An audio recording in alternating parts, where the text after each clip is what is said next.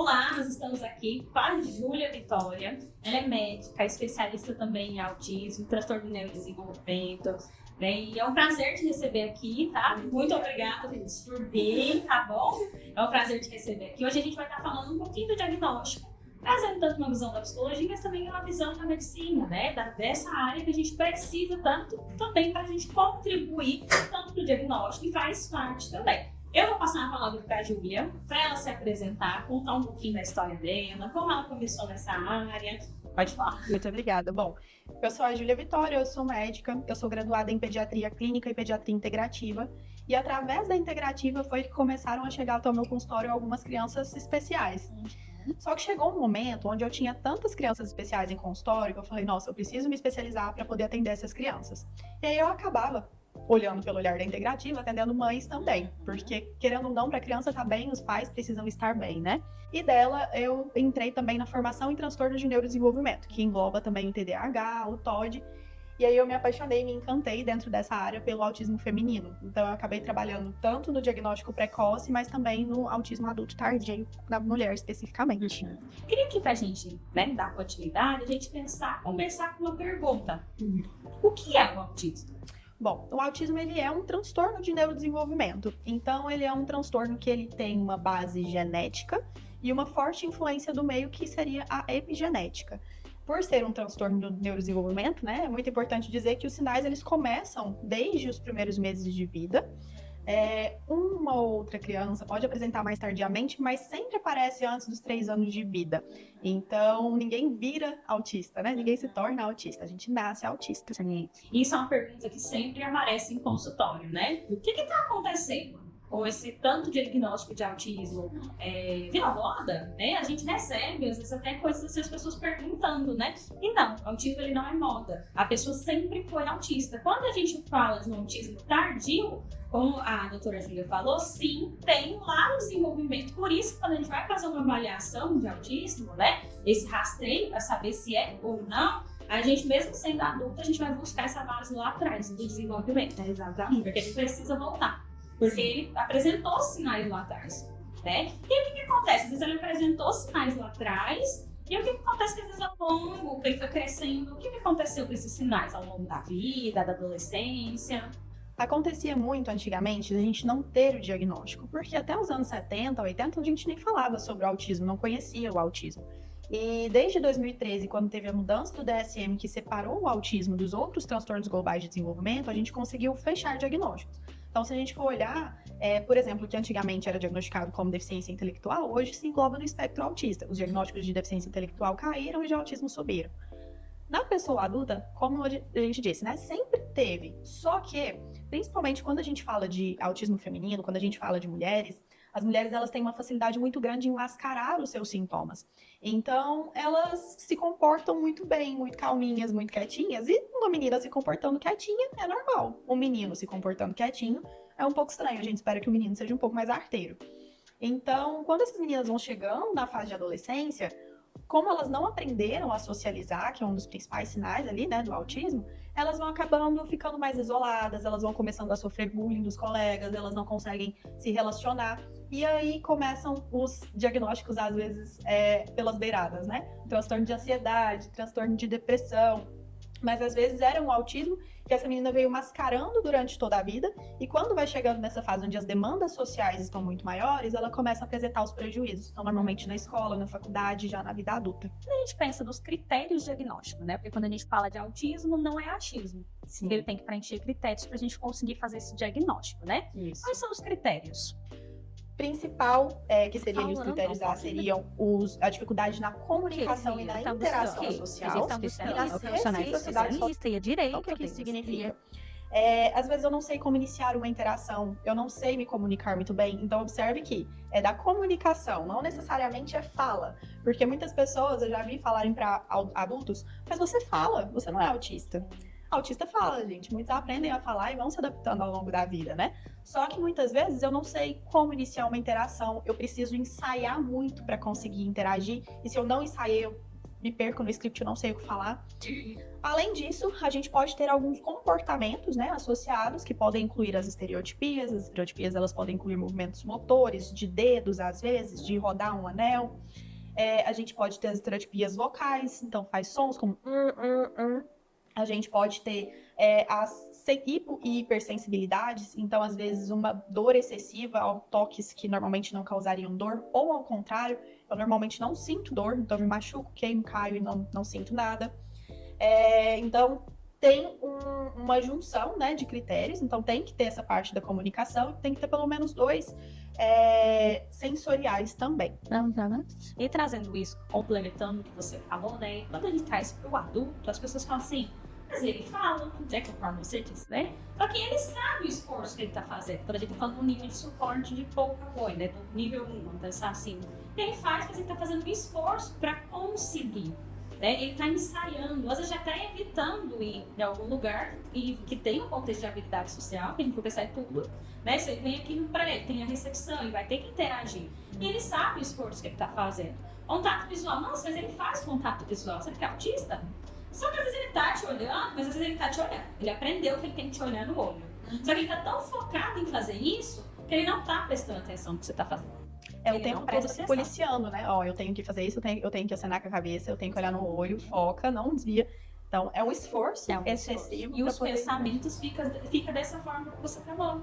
Eu tenho que olhar, nossa, aí as estereotipias, igual eu faço, tem estereotipia nas mãos, no olhar, né? Mexer os olhos, né? Ou com as mãos de balançar, que serve a estereotipia, né? E ele faz um esforço para segurar, para conter aquilo, né? E ele sabe. Às vezes ele está segurando, ele consegue controlar, mas não pensa o quanto isso é desgastante para a pessoa. Sim. O quanto isso é pesado. Ela segurar e ela sabe do esforço que ela está fazendo. É uma exaustão muito grande, né? Por isso que eles às vezes enfrentam as crises sensoriais que são o meltdown, o shutdown, que é a explosão ou aquele apagão de realmente ter que dar uma silenciada nos pensamentos. Quando acontece esse apagão, vamos pensar assim, o que é? Quais sinais aparecem na mente da pessoa autista? Essas são aquelas crises, né, que o pessoal fala. Só que a gente está muito acostumado a ver o estereótipo do meltdown. Sim. Que são aquelas crises de explosão, de choro, de se bater, de tapar os ouvidos, de deitar no chão, né? O shutdown, ele é mais um desligamento. Então, às vezes, a pessoa paralisa. E dependendo de como ela paralisa, a gente tem até que ter um olhar um pouco atento, porque essa paralisação ela pode acontecer em qualquer local. Então, às vezes, num local de risco, no meio de uma via pública, no meio de uma rua. Eu já vi relatos de pessoas que têm um certo grau de shutdown, de paralisia, que esquece de respirar. Então, ele precisa de um suporte para falar para ele, respira, inspira pelo nariz, solta pela boca, né? Para ele conseguir voltar ali e retomar. Então, seria bem esse desligamento mesmo. E trazendo isso que você falou, né? Vamos pensar quais são as maiores comorbidades, né, mais frequentes no autismo. Como o autista ele tá tendo o tempo todo que mascarar, que forçar, que exigir além, né, do que ele precisaria ali numa pessoa típica para ter as demandas sociais, é muito comum que eles desenvolvam a ansiedade social até, né, de não conseguir sair de casa, de ter que fazer todo um planejamento e acabar desistindo pelo caminho. A depressão é muito comum. Infelizmente, as tentativas de autoextermínio chegam até 50% da população autista adulta. Então, há um adoecimento mental decorrente de ter que estar forçando o tempo todo para se encaixar e para conseguir parecer normal para as outras pessoas. E quando a gente fala dos adultos, é muito comum chegar no consultório e é até difícil para nós profissionais fazer esse diagnóstico. Mesmo assim, trazendo para a minha área, que a gente faz uma avaliação neuropsicológica, que não é só avaliar aquilo isolado. É autista, vou fazer avaliação só de rastreio. Faz toda uma avaliação, tanto comportamental, emocionais, das funções executivas, e coloco também os testes específicos para rastreio do autismo ou do TDAH, né? Só que o que a gente vê? Com essas comorbidades, é muito difícil a gente, por exemplo, separar, né? Fobia social, uma ansiedade social no autismo. Porque se a gente for pensar, tem a questão social, né? Então a gente fala que até para nós, profissionais, é realmente um desafio fazer essa avaliação. Eu não sei da sua experiência, que você percebe enquanto especialista também dessa área, né? Tanto com criança ou adultos, né? Só que eu tô falando de adultos, por quê? Conforme ele vai passando o tempo, aparecem as comorbidades. Então, quando a gente vai fazer essa avaliação, quando estamos falando do adulto, pode ter outras coisas junto. E para fazer essa avaliação realmente é difícil. Nível 2 e 3 é muito fácil de diagnosticar. A gente bate o olho e a gente sabe que é. O nível 1, ele viveu a vida dele inteira, entre aspas, de forma normal, né? Mascarando. Então, realmente, quando é um adulto que não teve diagnóstico, muitas vezes ele vai ser nível 1 de suporte. Então, é aquele autista que veio levando ali até onde dava. No caso das comorbidades, ainda que seja só do autismo, mas eu tenho uma ansiedade social muito grande, na parte da medicina a gente acaba tratando, porque eu preciso conseguir conviver em sociedade normalmente, né? Então, se eu tenho uma ansiedade social muito grande, se eu estou com sintomas depressivos, independente do diagnóstico, a gente vai tratar. Dependendo da intensidade daqueles sintomas, a gente supõe que possa ser a comorbidade sobreposta. Sim. Quando a gente pensa também no autismo, quais são as terapias, o que a ciência fala do que é mais eficaz para o tratamento da pessoa autista? Pensando na criança pequena, a ciência que ela tem mais evidência científica é a ciência ABA. A ABA é a análise de comportamento aplicada. Então, a gente analisa e ensina comportamentos que aquela pessoa deveria saber normalmente. Se alimentar sozinha, se vestir sozinha, trabalhar, né? A ciência ABA ela pode ser aplicada ao longo de toda a vida e a gente também trabalha muito com a terapia cognitiva comportamental, principalmente nos maiores que já têm um entendimento um pouquinho melhor, né? Às vezes a ABA a gente vai trabalhar principalmente naquele paciente que às vezes não tem um nível de compreensão ainda das coisas, do que está acontecendo ao redor. Quando ele já tem, então é um adulto nível 1, normalmente eu indico muito a terapia cognitiva comportamental. Além disso, a gente pode trabalhar a psicomotricidade, porque muitos deles têm alguns distúrbios de coordenação motora, né? Então tropeça, cai com muita facilidade, não consegue correr. Tem paciente que fala que ela tem que pensar em cada passo que ela vai dar para ela conseguir correr. Então, a gente pode trabalhar a fonoaudiologia, porque alguns ainda têm dificuldade na motricidade oral, que atrapalha na alimentação. Uma terapia ocupacional para trabalhar o excesso da hiporreatividade aos estímulos do ambiente. Então, a gente desensibiliza, né? Tanto para a questão alimentar, mas, por exemplo, para eu conseguir pisar numa areia sem sentir desconforto, para eu conseguir pisar numa grama, para eu conseguir usar determinado tipo de roupa que aquela ocasião social me pede, e às vezes eu não consigo porque eu sinto muito desconforto. Então, todos esses profissionais podem estar englobados no tratamento. Trazendo até para os relatos que a gente escuta, né, de adultos autistas, enquanto não tem diagnóstico, né? Não, ele fez. É frescura. Até eles começam a pegar esses rótulos e achar assim, você pergunta e fala assim, tem algumas frescuras alimentares. Antes do diagnóstico, né? Antes de saber o que é, né? Se é autista ou não. Não tem frescura, ou não consigo. Ou essa roupa ela me pinica, mas eu não sei explicar. Por isso que a gente fala que o diagnóstico ele é tão importante. Algumas pessoas às vezes perguntam em consultório, né? Mas eu já tenho 25 anos, 30 anos. Para que eu vou saber do meu diagnóstico? Qual que é a importância?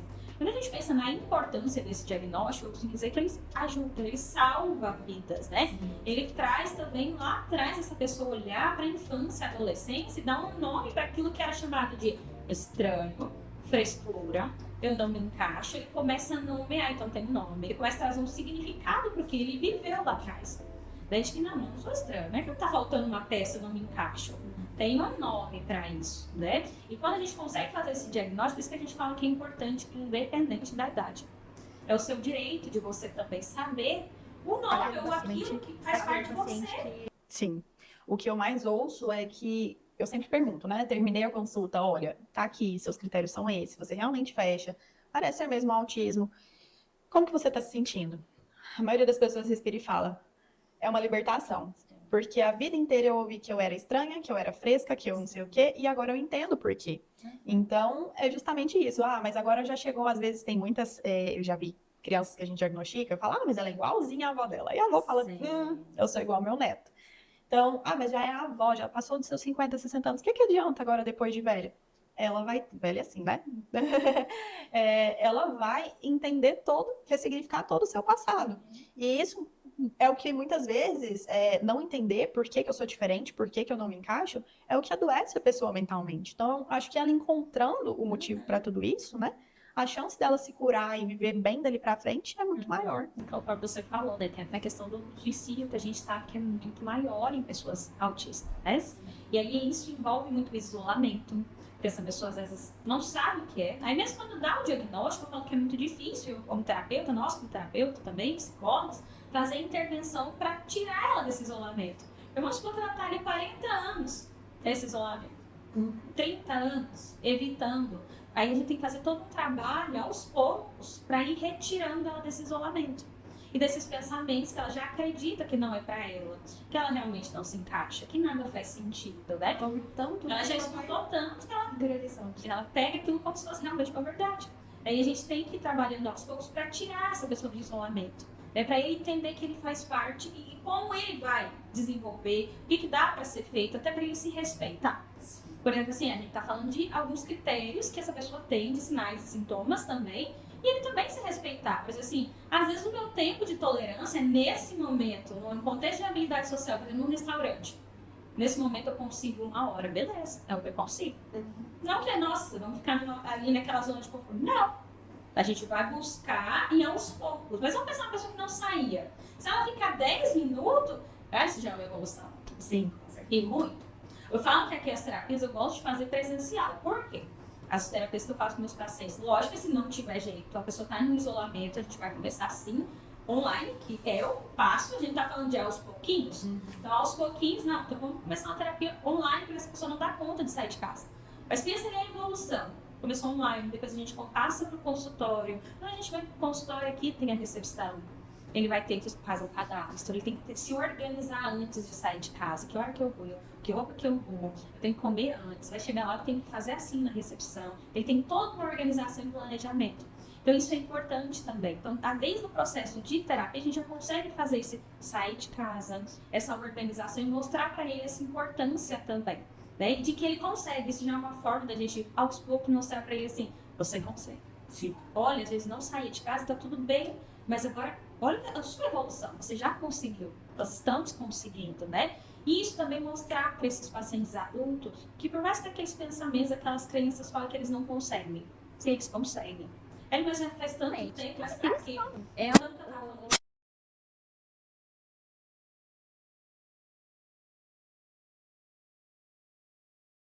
maioria, se a gente for ver, se a gente pensar, eles olham pra trás e falam assim, eu cheguei às vezes a pesquisar como fazer amigo, né?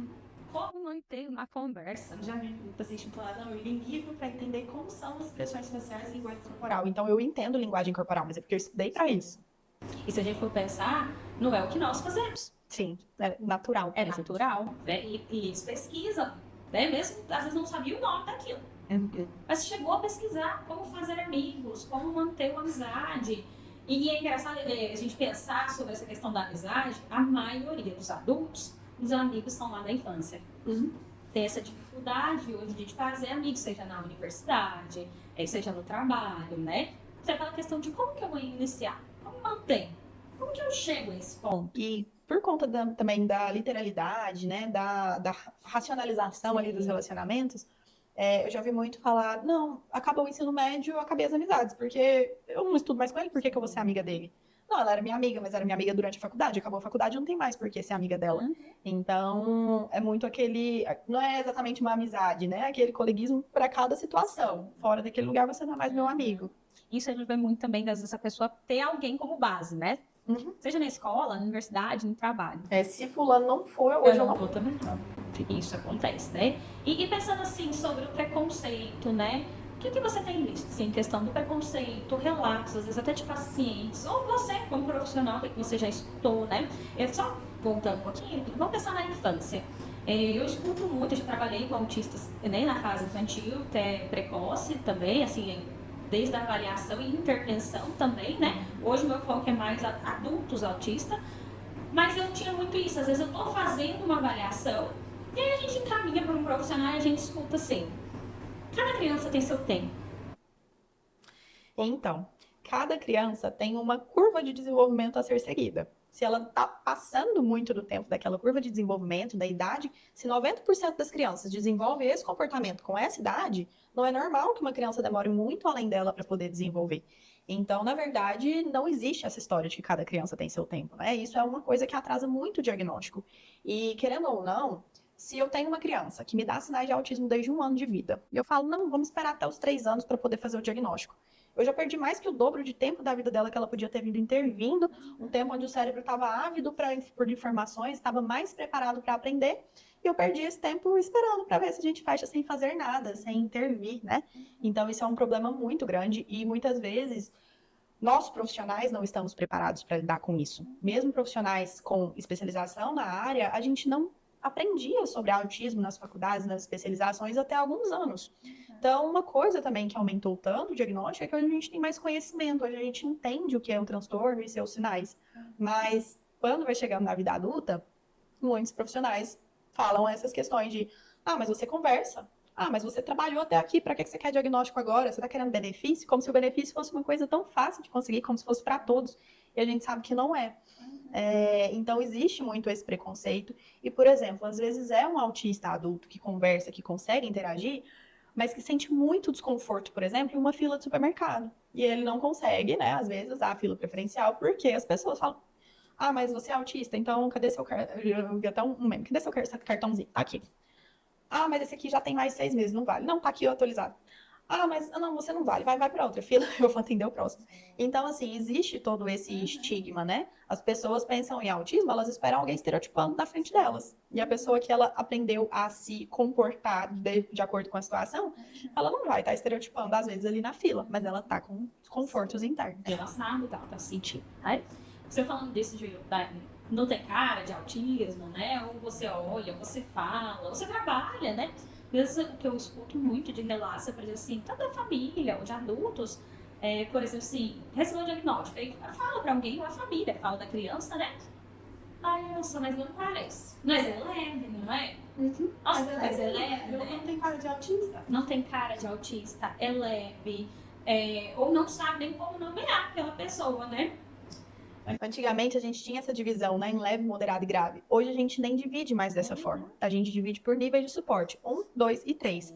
Porque o nível 1 não significa que seja leve se aquela pessoa tem 50% mais chance de cometer suicídio. Se aquela pessoa tem muito mais chance de ter transtorno de ansiedade. Se aquela pessoa não consegue viver a vida normalmente, como que isso é leve? Né? Ele só precisa de menos suporte neste momento. Mas a gente também sabe que os níveis de suporte eles podem oscilar ao longo da vida e do tratamento, de acordo com as demandas. Então, nível 3, tanto pode chegar ao nível 1, quanto o nível 1, de repente, pode chegar ao nível, voltar para o nível 2. Por isso que a gente fala do tratamento, né? É importante o tratamento específico qualificado, porque essa criança do 3 é transita do 2. E quando não tem, Exato, mas eu não tenho tratamento da pessoa, tratamento adequado.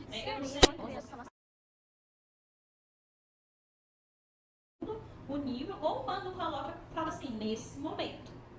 Por que nesse momento? Porque é o que ela acabou de explicar. Ele faz essa transição e é esperado que ele mude, sim, a transição naquele momento do nível 3 para o 2, para a gente conseguir fazer essa avaliação e ver se está tendo resultado naquele tratamento também. E é justamente esse o sinal do sucesso do trabalho, né? A pessoa que saiu do nível 3 de suporte conseguiu chegar ao nível 2, saiu do nível 2 conseguiu chegar ao nível 1. Essa é a meta. Por isso que a gente às vezes estipula, as pessoas falam, nossa, mas tantas horas de terapia, 20 horas, 40 horas semanais, você quer institucionalizar a criança, colocá-la numa clínica.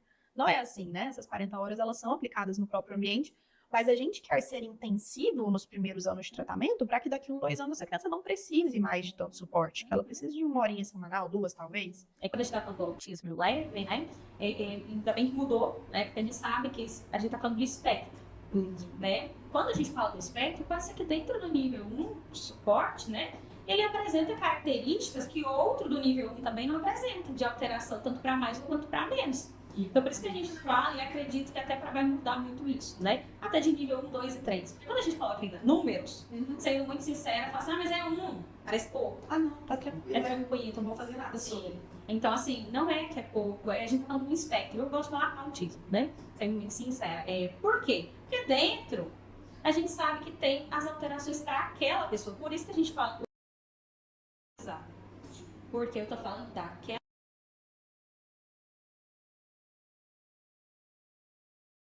nível 1. Se você for conversar,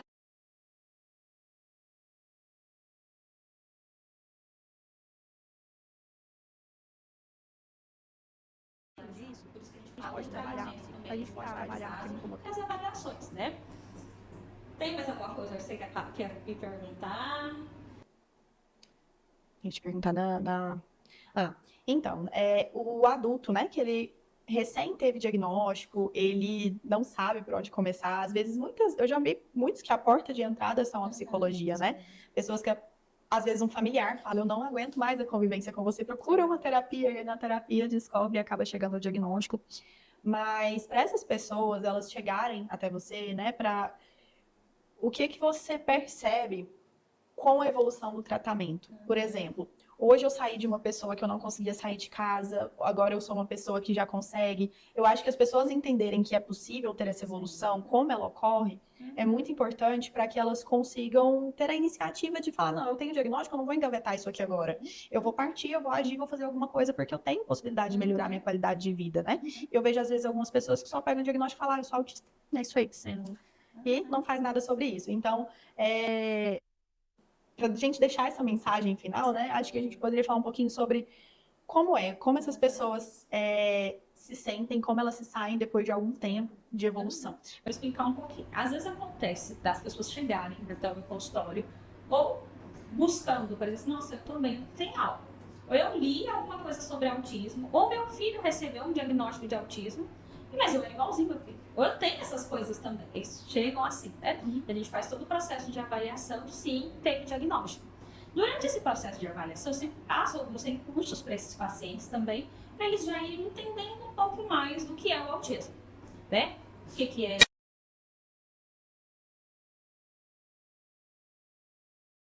Gente, é extremamente difícil conseguir, sendo bem sincero. Até para quem precisa e faz também para fazer o tratamento particular, ou tem nenhum plano de saúde. O que é, né? Faz, Então aí a gente faz todo esse trabalho dentro da própria avaliação, já passando algumas coisas para ele, entendendo, né? Pós-diagnóstico. Algumas pessoas falam assim, então tá bom, fiz o processo de avaliação e depois. Dentro da minha avaliação neuropsicológica, eu coloco os encaminhamentos também, o que ele precisa fazer. Por exemplo, psicoterapia, rotina, atividade física. Vou pensar num paciente, às vezes que ele já está nesse isolamento. A gente trabalha com metas. Voltem lá na infância, eu estou falando da ciência, eu vou trabalhar também com metas e objetivos para aquele paciente. É feita uma avaliação do que é necessário para o caso dele. Vamos pensar em um paciente autista e ele tem essa dificuldade na socialização, para começar, manter e internar uma conversa. Né? Nossa, uma pessoa, ele trabalha, dentro do serviço dele ele consegue desempenhar super bem a atividade dele, mas ele tem essa dificuldade para começar a manter e terminar uma conversa. A gente faz metas, a gente faz ensaios dentro do consultório, expressões faciais, a gente trabalha às vezes com imagens, mostra para o paciente, ele tem atividade para fazer em casa também, né? Então todo esse trabalho é feito com ele, para ele conseguir também, ele ver que é possível. Se é um paciente em isolamento, lembra que eu falei sobre, às vezes começar online, ele vem no consultório, eu posso sair do consultório. Eu posso fazer a terapia, por exemplo, aqui no café embaixo, aqui do prédio. Eu posso ir no parque, aqui em Goiânia, aqui no perto do meu prédio tem um parque, eu posso ir no parque com ele. A gente pode fazer esse trabalho também. Eu tenho um grupo de autista, né, um grupo de WhatsApp, a gente tem esses momentos de encontros presenciais também, onde a gente consegue, não é só pacientes meus, a gente consegue fazer esse treino de habilidade social. Porque ali eles sabem que ali não tem certo e errado. Tá todo mundo na mesma e a gente pode sim fazer esse momento de interação. Quer participar? Eu vou ficar como ouvinte, já está participando. Ele já está no ambiente. Onde a gente vai em cafeteria que a gente consegue fazer esse treino de habilidade social. É para todos indicados o treino de habilidade social no grupo? Então é para todo mundo. A gente tem que ver se ele já está preparado. Senão, às vezes eu coloco ele num contexto de grupo. Forçar um contato, que educação. Onde dá o favor da sobrecarga. Ele entra em crise, então não é, a gente precisa fazer essa avaliação. Se é um paciente que não sai de casa, aí eu já coloco ele lá no café, a gente faz a terapia aqui no café. Eu tenho que ver se realmente ele pode naquele momento. Né? Então é um trabalho aos poucos e dessensibilizando, às vezes, o que ele tem já de crença, o que ele fala, não consigo, não é pra mim. A gente vai avaliando uma questão por cada vez pra gente conseguir fazer esse trabalho baseado pra ele, individualizado pra ele. Se tem outro autista, é igual. Não. Eu vou olhar a necessidade, se tiver comorbidade, de acordo com a necessidade daquele paciente. E a alta do tratamento é possível? Se a alta é possível, Sim, a gente vê se até na infância, né, eles podem sim receber ou diminuir, né, a carga horária. A alta de criança também, só que pode acontecer de algum outro momento eles precisarem novamente. Sim. Então a gente fala, como é um transtorno de neurodesenvolvimento, é pra vida, né? Não é uma doença que eu vou curar. Porém, às vezes a quantidade de suporte que eu preciso naquele comecinho, ela não será mais necessária. Então o importante da gente procurar ajuda é justamente que, talvez nesse momento eu esteja precisando de muita ajuda, mas não significa que eu vá precisar dela pra sempre, né? Vai ter algum momento que eu vou conseguir progredir, outras demandas vão surgir e aí a gente vai tratar essas próximas demandas. Então, assim, mesmo a criança recebeu às vezes a alta, né, ou reduziu a carga horária, que vai aos poucos, também vai de uma vez, né? A gente fala que vai aos poucos. Então, chegou um momento, às vezes, um adolescente precisou novamente. Quanto de ajuda? É, eu falei, a gente vai olhar para aquela pessoa, o que ela está precisando naquele momento. Então, você quer fazer mais alguma pergunta? Não. Eu quero te agradecer pelo seu tempo, sua disponibilidade de estar aqui, né? Mais uma vez estamos juntas, né? Eu já participei de uma live no seu Instagram, né? Então é um prazer estar aqui com você ter topado, né? Participar, de trazer esse momento. Lembrando que a gente está aí, entrar no mês da conscientização do autismo, né? E essa é uma forma que eu achei de trazer conhecimento de uma forma geral, né? E de ter outros profissionais aqui que topou participar, né? Você topou estar aqui trazendo o seu conhecimento. Foi uma manhã muito rica de estar aqui com você. Também aprendi muito com você. Mais uma vez, muito obrigada. Muito obrigada pelo convite, conta comigo para parcerias. E é muito importante, né, a gente realmente falar sobre isso. A gente já fala o ano todo, mas intensificar isso no abril, né, que é uma data onde a gente tenta realmente, é uma conscientização a nível internacional, né, Dia Mundial de Conscientização sobre o Autismo. Para que as pessoas não fiquem sem diagnóstico, para que elas entendam que é possível melhorar, né, que é possível evoluir, que todo mundo pode evoluir, que todo mundo pode aprender mesmo depois de adulto. Exatamente. Muito obrigada. Obrigada. Muito obrigada. Eu trouxe até uma lembrancinha para você. Olha só! Aqui, ó.